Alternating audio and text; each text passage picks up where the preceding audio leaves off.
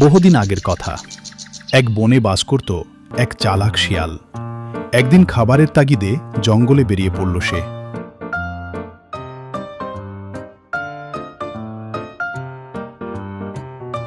ঘুরতে ঘুরতে হঠাৎ দেখতে পেল একটা হাতি মরে পড়ে আছে। খিদে মিটানোর আশায় হাতির কাছে এগিয়ে গেল।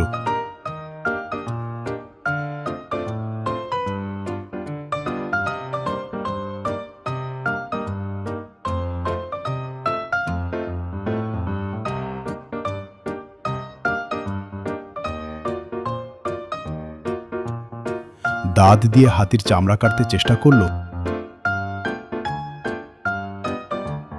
কিন্তু পারল না। তাই আর হাতির মাংস খাওয়া হলো না। ক্লান্ত হয়ে সে মরা হাতির পাশে বসে পড়ল। হঠাৎ তার কানে এলো সিংহের গর্জন। সিংহ তার দিকে এগিয়ে আসছিল।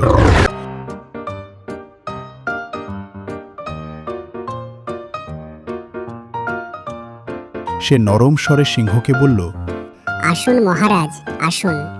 আমি আপনার জন্য হাতি শিকার করে পাহারা দিচ্ছি। আসুন ভোজন করুন। সিংহ জোরে হুঙ্কার দিয়ে সে বলল, আমার শিকার আমি নিজেই করি, অন্যের দয়ার খাবার আমি খাই না। সিংহ সেখান থেকে চলে গেল। কিছুক্ষণ পরেই সেখানে হাজির হলো এক চিতা। শিয়াল হাসতে হাসতে তাকে স্বাগত জানালো, বলল, এসো এসো, এই হাতির মাংস একটু টেস্ট করো। দেখো, এটা সিংহের শিকার।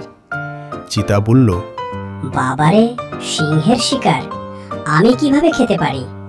শিয়াল বলল, তুমি একদম চিন্তা করো না। সিংহ আসতেই আমি আওয়াজ দেব, তখন তুমি পালিয়ে যেও। চিতা ভাবল এটা ভালো বুদ্ধি।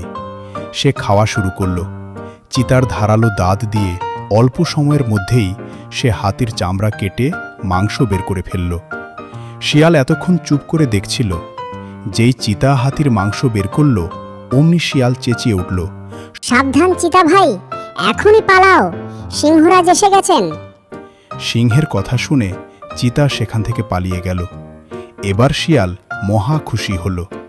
হাতির মাংস খেতে তার আর কোনো সমস্যাই রইল না। তো ছোট বন্ধুরা, আজকের ভিডিও এখনই শেষ। দেখা হবে নতুন কোনো ভিডিওতে। আর এরকম শিক্ষণীয় ভিডিও পেতে এখনই সাবস্ক্রাইব করো। Little cartoon 2.0